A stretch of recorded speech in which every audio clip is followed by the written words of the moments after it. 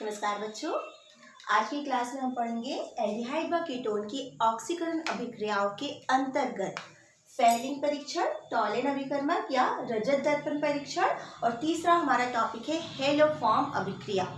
तो इसके पहले की जो क्लास है उसमें हम पढ़ के आ चुके हैं क्या, एल्डिहाइड व कीटोन का ऑक्सीकरण, जिसमें हमने देखा कि जो एल्डिहाइड है वो सरलता से ऑक्सीकृत हो जाते हैं और कार्बोक्सिलिक अम्ल देते हैं, जबकि जो कीटोन होते हैं वो प्रबल ऑक्सीकारक की उपस्थिति में ऑक्सीकृत होते हैं और अम्ल देते हैं। आज हम जो ऑक्सीकरण अभिक्रिया पढ़ने वाले हैं उसके अंतर्गत हमारी ये जो तीनों टॉपिक है वो ऑक्सीकरण से संबंधित है। जो फेलिंग विलयन है वो भी क्या है, यहाँ पर जो फेलिंग विलयन है या फेलिंग परीक्षण है वो भी ऑक्सीकरण से संबंधित है। टॉलेन अभिकर्मक है वो भी एल्डिहाइड के ऑक्सीकरण से संबंधित है और ये जो हेलोफॉर्म अभिक्रिया है वो कीटोन के ऑक्सीकरण से संबंधित है। इसलिए हमने हेडिंग जो हमारी डाली है वो है क्या, एल्डिहाइड व कीटोन का ऑक्सीकरण। तो सबसे पहले हम देखेंगे फेलिंग परीक्षण। ये आपके प्रैक्टिकल की रिएक्शन भी है, इसलिए आपके लिए इम्पोर्टेंट है, थ्योरी में भी और प्रैक्टिकल में भी। तो यहाँ सबसे पहले हमारा जो टॉपिक है फेलिंग परीक्षण। तो यहाँ पर ये जो फेलिंग परीक्षण है वो होता है फेलिंग विलयन की उपस्थिति में। फेलिंग विलयन की उपस्थिति में ये जो फेलिंग विलयन होता है वो दो विलयनों को समान मात्रा में मिलाने से बनता है और इन विलयनों को हम कहते हैं फेलिंग विलयन ए, फेलिंग विलयन ए, और जो दूसरा होता है उसे हम कहते हैं फेलिंग विलयन 2, फेलिंग विलयन 2।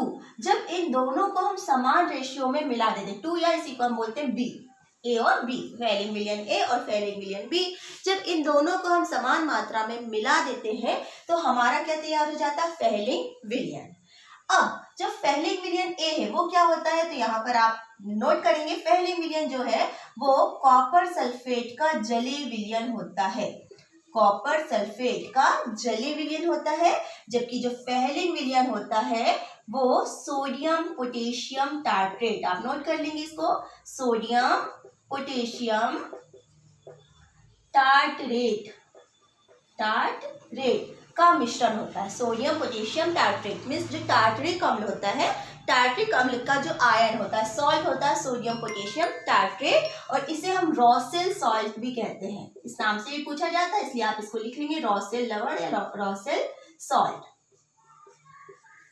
ठीक है, तो जब इन दोनों को मिलाया जाता है तो हमने क्या कहा, कॉपर सल्फेट और सोडियम पोटेशियम टार्ट्रेट, जब इन दोनों को मिलाया जाता है तो ये जो कॉपर सल्फेट है उसके पास क्या है, CuSO4 मीन्स कि इसका सूत्र हुआ कॉपर सल्फेट, और जो सोडियम पोटेशियम टार्ट्रेट है, सोडियम पोटेशियम टार्ट्रेट के पास भी होते हैं hydroxide ion, OH minus ion.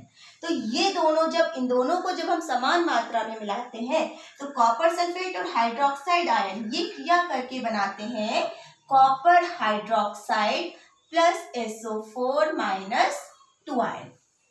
Mix किया इनको तो हमको कॉपर हाइड्रोक्साइड मिलता है, और ये जो कॉपर हाइड्रोक्साइड है इसको, ये जो कॉपर हाइड्रोक्साइड है वो बना लेता है क्यूप्रिक ऑक्साइड प्लस H2O।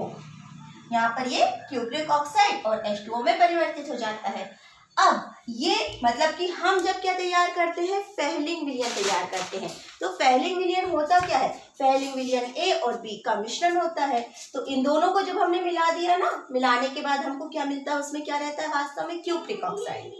अब ये जो क्यूप्रिक ऑक्साइड है उसके पास कौन से आयन है, कॉपर प्लस 2 आयन है ना। जो कॉपर की ऑक्सीकरण अवस्था अगर आप ध्यान देंगे इसको हम देंगे कॉपर प्लस और कॉपर प्लस 2 के रूप में पाया जाता है ना। तो ये जो कॉपर ऑक्साइड है उसमें कॉपर प्लस 2 आयन है ना, जिनको हम बोलते हैं क्यूप्रिक आयन। ये होता है क्यूप्रिक और ये होता है क्यूप्रस।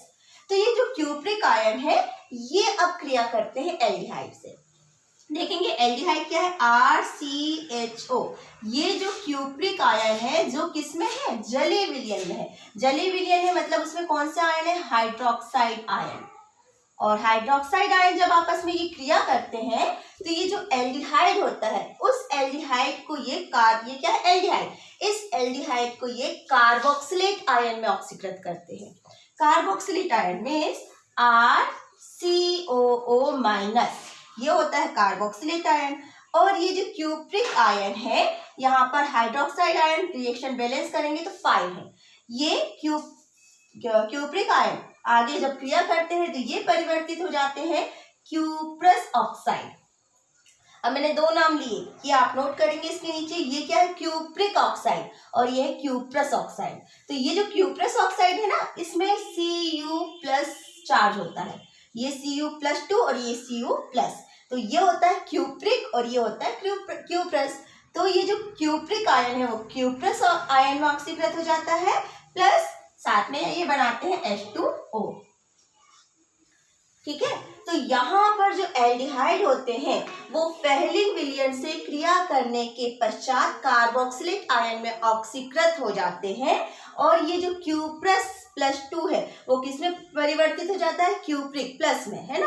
तो यहाँ पर थोड़ा ध्यान देंगे, इसका ऑक्सीकरण होता है और इसका अपचयन होता है ना। हमारे पास हमने क्योंकि रेडॉक्स अभिक्रिया पढ़ के आए हैं ना, जब भी रेडॉक्स अभिक्रिया होती है तो एक पदार्थ का ऑक्सीकरण होता है और दूसरे का अपचयन होता है ना। तो थोड़ा सा आप इस चीज का ध्यान रखेंगे कि ये फेहलिंग, ये होते हैं प्रबल अपचायक, है ना। एल्डिहाइड ऑक्सीकरण के फलस्वरूप कार्बोक्सिलिक अम्ल बनाते हैं, इनका ऑक्सीकरण होता है, मीन्स ये क्या होते हैं, अपचायक, है ना। और ये क्या होते हैं, ऑक्सीकारक, है ना। ये सारी चीजें हमने 11th में पढ़ के आए हैं। जब भी आप इन चीजों को पढ़ें तो थोड़ा सा इस चीज को जरूर ध्यान देंगे कि एल्डिहाइड का ऑक्सीकरण कार्बोक्सिलेट आयन में होता है, इसलिए ये अपचायक होते हैं, है ना। और ये ऑक्सीकारक होते हैं तो इसका अपचयन होता है ना। जो क्यूप्रिक आयन है उसका अपचयन किस में हो जाता है, क्यूप्रस आयन में। और जब ये क्यूप्रस आयन में अपचयित हो जाता है तो ये लाल भूरे रंग का अवक्षेप बनाते हैं। लाल भूरा रंग जो है अवक्षेप के रूप में हमको मिलता है, और इसी से हमको पहचान होती है एल्डिहाइड की। जब हम प्रैक्टिकल लैब में रिएक्शन करते हैं ना, तो हम क्या लेते हैं, एल्डिहाइड का विलयन लेते हैं, और उस एल्डिहाइड के विलयन में हम फेहलिंग विलयन मिलाते हैं। फेहलिंग विलयन में हमने कॉपर फेहलिंग विलयन A और B दोनों को समान मात्रा में मिक्स किया, और मिक्स करने के बाद इसको हमने किस में मिला दिया, एल्डिहाइड विलयन में। और जब उसको हम गर्म करते हैं तो गर्म करने में हमको लाल भूरे रंग का अवक्षेप मिलता है। तो आपसे क्वेश्चन भी पूछा जाता है ऐसा क्यों होता है। तो जो लाल भूरा रंग का जो अवक्षेप होता है उसमें होता क्या है, जो ये जो कॉपर ऑक्साइड, ये क्यूप्रिक ऑक्साइड है, वो क्यूप्रस ऑक्साइड में परिवर्तित हो जाता है, जो कि लाल रंग का होता है, लाल भूरे रंग का अवक्षेप बनता है। ठीक है, तो ये रिएक्शन आपको ध्यान रखनी है। और ये क्या है, आयनिक फॉर्म है। इसी को अगर हम इजी वे में देखें, जैसे अगर हमने RCHO है, इसकी जगह मैंने ले लिया एसिटेल्डिहाइड CH3CHO।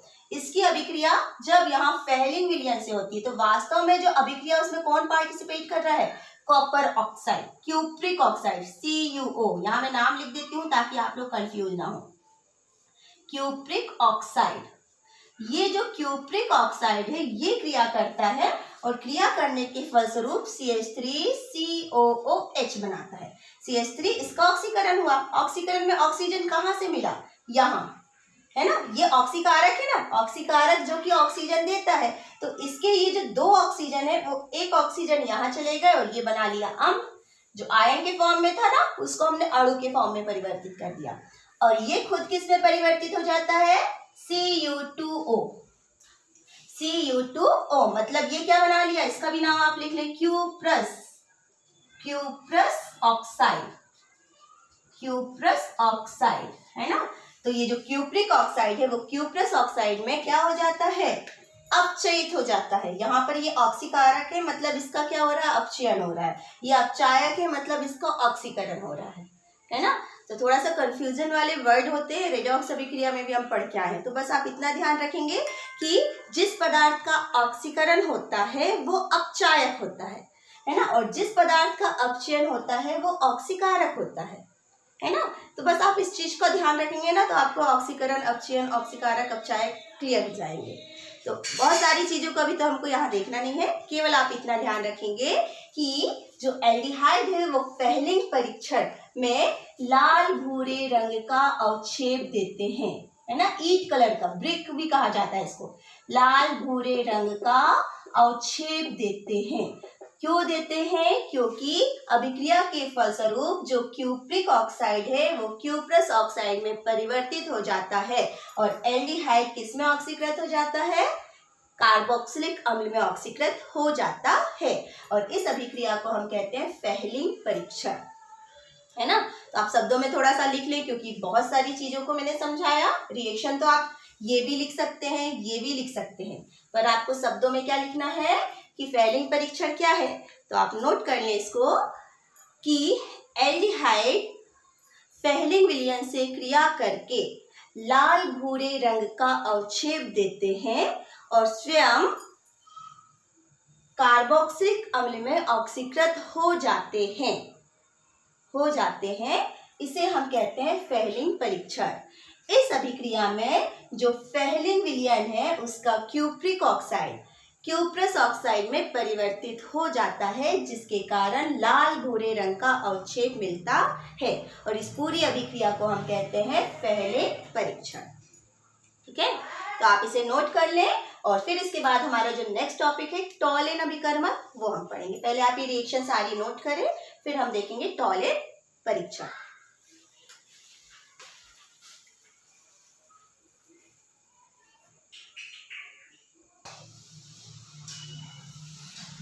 नोट कर लिया होगा आपने फेहलिंग परीक्षण। नेक्स्ट हमारा जो टॉपिक है वो है हम टॉलेन अभिकर्मक, जो कि किसके लिए यूज होता है, एल्डिहाइड के ऑक्सीकरण के लिए। यह एक मंद ऑक्सीकारक होता है। तो सबसे पहले तो हम देखें कि जो टॉलेन अभिकर्मक है वो होता क्या है। ये जो टॉलेन अभिकर्मक है आप नोट कर सकते हैं, ये होता है अमोनियामय सिल्वर नाइट्रेट का विलयन। अमोनियामय सिल्वर नाइट्रेट का विलयन, क्योंकि ऑब्जेक्टिव क्वेश्चन भी आता है क्या है, सिल्वर नाइट्रेट का विलयन, ये कहलाता है टॉलेन अभिकर्मक, है ना। नोट किया आपने कि अमोनियामय सिल्वर नाइट्रेट का जो विलयन होता है वो क्या कहलाता है, टॉलेन अभिकर्मक, है ना। तो जब अमोनियामय सिल्वर नाइट्रेट वास्तव में कैसे बनाया जाता है, तो यहाँ पर हम लेते हैं silver nitrate AgNO3 plus ammonium hydroxide NH4OH। जब इन दोनों को मिलाया जाता है तो ये दोनों जब आपस में क्रिया करते हैं तो सिल्वर ऑक्साइड Ag2O के रूप में बन जाता है, सिल्वर ऑक्साइड प्लस ये जो अमोनिया है वो नाइट्रेट से क्रिया करके अमोनियम आयन है वो बना लेते हैं NH4NO3 means ammonium nitrate plus H2O, ये बना लेते हैं ये H2O। तो ये हमको ध्यान रखना है कि अमोनियम जो सिल्वर नाइट्रेट और अमोनियम हाइड्रोक्साइड जब आपस में क्रिया करते हैं तो सिल्वर ऑक्साइड बनाते हैं प्लस अमोनियम नाइट्रेट बनाते हैं प्लस H2O बनाते हैं। अब यहाँ पर ये जो बना सिल्वर ऑक्साइड Ag2O, ये अधिकांश मात्रा में अमोनियम हाइड्रोक्साइड से क्रिया करता है। मतलब अमोनियम हाइड्रोक्साइड के जब आधिक्य से क्रिया करता है तो क्रिया करने पर ये एक संकुल आयन बनाता है। ये जो संकुल आयन बनाता है ना, उस संकुल आयन का फॉर्मेशन अगर हम देखें वो इस प्रकार से होता है AgNH3 होल ट्वाइस, ये डाईएमीन अर्जेंटेट आयन होता है जिसपे प्लस चार्ज होता है और साथ में इससे हाइड्रोक्साइड आयन जुड़ा होता है तो माइनस। तो ये इस रूप में क्या बना लेता है, एक संकुल आयन, जटिल आयन होता है, प्लस इसके साथ यहाँ पे 3H2O। ठीक है, अब इस रिएक्शन में ये जो सिल्वर ऑक्साइड और अमोनियम हाइड्रोक्साइड है ये आपस में मिलकर ये जो कॉम्प्लेक्स आयन बनाते हैं ना, यही कहलाता है टॉलेन अभिकर्मक। टॉलेन अभिकर्मक का कभी सूत्र पूछता है तो आप इसको लिख सकते हो, है ना, कि हमने कहा कि जो टॉलेन अभिकर्मक है वो क्या है, अमोनियामय सिल्वर नाइट्रेट है। तो ये अमोनियामय सिल्वर नाइट्रेट कैसे बनता है, सिल्वर ऑक्साइड और अमोनियम हाइड्रोक्साइड है, इनका जो मिश्रण होता है वो होता है टॉलेन अभिकर्मक, जो कि अमोनियामय सिल्वर नाइट्रेट भी कहलाता है। अब ये अभिक्रिया करता है किससे, एल्डिहाइड से, RCHO। ये क्या है, एल्डिहाइड। इसका यूज हम कहाँ कर रहे हैं, एल्डिहाइड के ऑक्सीकरण में। तो जब ये एल्डिहाइड से अभिक्रिया करता है AgNH3 होल ट्वाइस, ये कॉम्प्लेक्स आयन है, plus charge, OH minus charge, जब ये आपस में क्रिया करते हैं, मतलब जब हम एल्डिहाइड के मिश्रण में हम मिलाते हैं क्या, टॉलेन अभिकर्मक, मीन्स टॉलेन अभिकर्मक ये है वो एल्डिहाइड से क्रिया करता है और इसको कार्बोक्सिलेट आयन में परिवर्तित कर देता है। कार्बोक्सिलिक आयन है ना, तो ये जो आयन होता है वो इससे जब क्रिया करता है तो ये जो अमोनिया गैस है वो अमोनियम आयन के रूप में इससे जुड़ जाता है इस प्रकार से। तो ये बना लेता है अमोनियम कार्बोक्सिलेट, अमोनियम कार्बोक्सिलेट। और वापस ये जो Ag है वो अवक्षेपित हो जाता है। Ag किस रूप में अवक्षेपित हो जाता है? काले से कलर के रूप में अवक्षेपित हो जाता है, सिल्वर अवक्षेपित हो जाता है। प्लस ये जो है वो बना लेते हैं ammonia gas NH3 plus H2O। ठीक है, तो इस पूरी अभिक्रिया में अगर हम देखते हैं तो हमको क्या मिला? ये जो सिल्वर का अवक्षेप मिला। तो ये जो सिल्वर का अवक्षेप है, सिल्वर क्या है? धातु है, चमकने वाली है ना, शाइनिंग, चमकती हुई धातु है। तो हमको ये जो चमकती हुई धातु सिल्वर की मिलती है ना, उसी को हम बोलते हैं सिल्वर मिरर या रजत दर्पण। काले कलर का अवक्षेप बनता है ना, रंग तो काला होता है लेकिन क्योंकि ये धातु है, सिल्वर है, तो हमको ये चमकती हुई दिखाई देती है, जिसको हम कहते हैं रजत दर्पण। ठीक है, तो यहाँ पर आप क्या लिखेंगे जब आपको आता है टॉलेन परीक्षण या टॉलेन अभिकर्मक क्या है? तो आपको बताना है सबसे पहले अमोनियम में सिल्वर नाइट्रेट का जो विलयन है वो क्या कहलाता है? टॉलेन अभिकर्मक। इसे बनाने के लिए हम सिल्वर नाइट्रेट और अमोनियम हाइड्रोक्साइड को मिला के जब गर्म करते हैं तो सिल्वर ऑक्साइड बनता है। और हम जब अमोनियम हाइड्रोक्साइड की अधिक में मात्रा मिलाते हैं, अधिक मात्रा मिलाते हैं, तो हमको क्या मिलता है? टॉलेन अभिकर्मक मिलता है। हम इसको मिलाते जाते हैं जब तक कि अवक्षेप बनना बंद ना हो जाए, तो हमको जो मिलता है वो क्या हो जाता है? टॉलेन अभिकर्मक। लेब में इसको तुरंत बनाते हैं बेटा। सिल्वर नाइट्रेट में हम अमोनियम हाइड्रोक्साइड मिलाते जाते हैं तो अवक्षेप बनता है ना, तब तक मिलाते हैं जब तक कि अवक्षेप का बनना बंद ना हो जाए। अब जब इसको हम एल्डिहाइड में मिलाते हैं तो ये एल्डिहाइड, जब आप लेब में रिएक्शन करते हैं, टेस्ट ट्यूब में आप एल्डिहाइड का विलयन लेते हैं, उसमें आप टॉलेन अभिकर्मक बिल्कुल परख नली से धीरे धीरे करके जब दीवार की सतह से होके मिलाते हैं ना, तो मिलाने पर एक काले रंग का अवक्षेप मिलता है ना। काले रंग का जो अवक्षेप मिलता है वो अवक्षेप जो परख नली की सतह है उस सतह पे जाके चमकने लगता है, और जब चमकने लगता है तो हमको सिल्वर मिरर या रजत दर्पण दिखाई देता है, और इसे ही हम कहते हैं रजत दर्पण परीक्षण, जो कि किसके यूज से बनता है? टॉलेन अभिकर्मक के यूज से। ठीक है, अब इसी रिएक्शन को अगर हम नॉर्मल तरीके से लिखे, हमने लिया एसिटाल्डिहाइड CH3CHO। अगर इसकी टॉलेन अभिकर्मक से क्रिया होगी, मीन्स क्रिया में क्या भाग ले रहा है हम देखें? Silver ion Ag2। तो यहाँ पर ये जो Ag2 है ये क्रिया करता है, इसकी क्रिया होती है, और ये क्रिया के फलस्वरूप बनाता है CH3COOH। तो एल्डिहाइड है, इसका ऑक्सीकरण किस में हो गया? कार्बोक्सिलिक अम्ल में। कार्बोक्सिलिक अम्ल में इसका ऑक्सीकरण हो गया, और प्लस ये जो Ag2O है ये किस रूप में अवक्षेपित हो गए? 2Ag। तो ये काले अवक्षेप के रूप में हमको दिखाई देता है, या सिल्वर मिरर के रूप में हमको अवक्षेप के रूप में दिखाई देता है। तो ये हो जाता है एल्डिहाइड का ऑक्सीकरण। तो एल्डिहाइड की ऑक्सीकरण अभिक्रिया है ना, हमने एडिंग डाली ना, एल्डिहाइड का ऑक्सीकरण। एल्डिहाइड टॉलेन अभिकर्मक के द्वारा ऑक्सीकृत होकर काले रंग का अवक्षेप बनाते हैं। तो जो काला अवक्षेप या सिल्वर जो अवक्षेप होता है वो किस कारण से होता है? सिल्वर धातु के कारण होता है, और इसे हम रजत दर्पण परीक्षण भी कहते हैं। ठीक है, तो जब भी आपसे अगर रजत दर्पण परीक्षण पूछा जाता है, टॉलेन अभिकर्मक पूछा जाता है, तो आप इस तरीके से सारी चीज नोट कर सकते हैं कि क्या होता है। और ऑक्सीकरण अभिक्रिया ये है। ठीक है, तो अब आप टॉलेन अभिकर्मक की इन पूरी रिएक्शंस को नोट करें, समझ के हुए। फिर हम आगे क्या लिखेंगे? हेलोफॉर्म अभिक्रिया। ठीक है, तो आप नोट करें, फिर हम आगे पढ़ेंगे।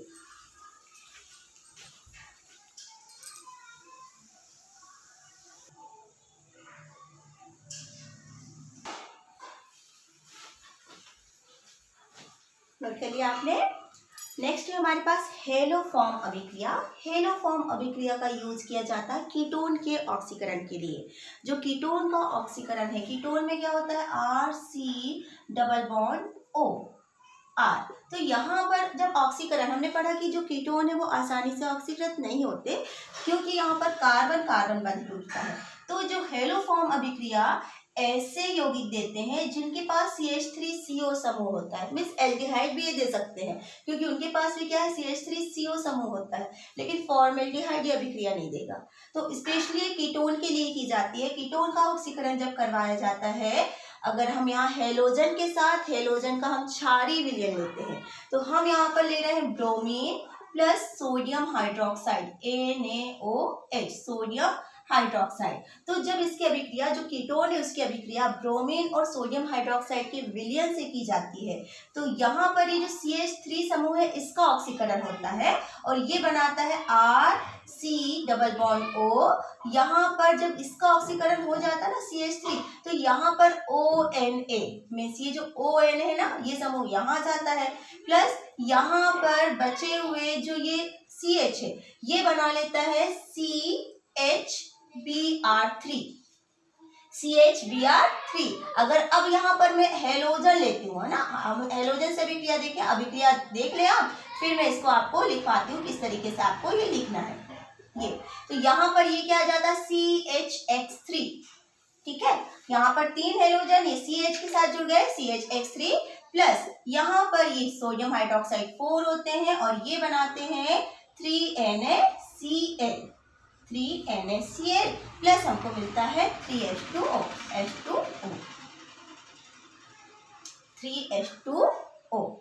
ठीक है।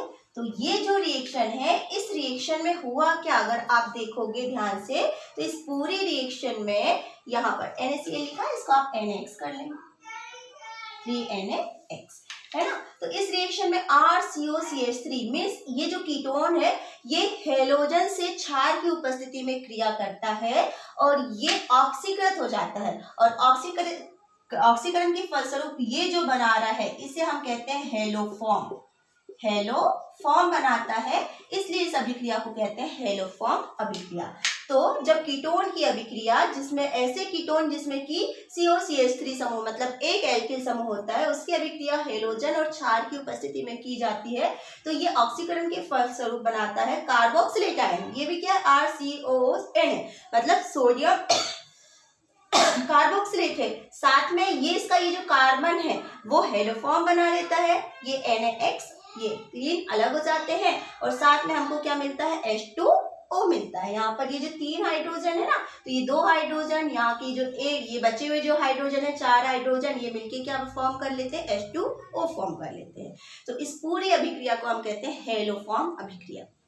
तो हेलोफॉर्म अभिक्रिया के बारे में आप क्या लिख सकते हैं, नोट कर लें कि जब कीटोन की अभिक्रिया क्षार की उपस्थिति में हेलोजन से होती है तो हेलोफॉर्म बनते हैं। इस अभिक्रिया का यूज जो कीटोन है, कीटोन के ऑक्सीकरण के लिए किया जाता है और इसे कहा जाता है हेलोफॉर्म अभिक्रिया, है ना।